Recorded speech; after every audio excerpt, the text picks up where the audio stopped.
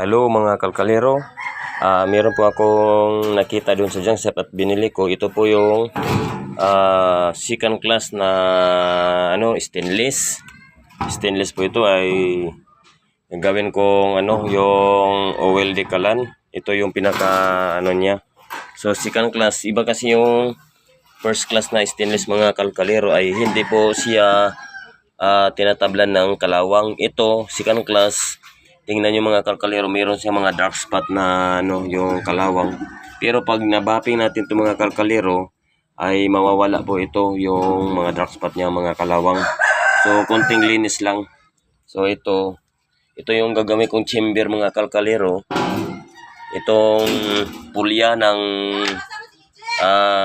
galingan. Ayan.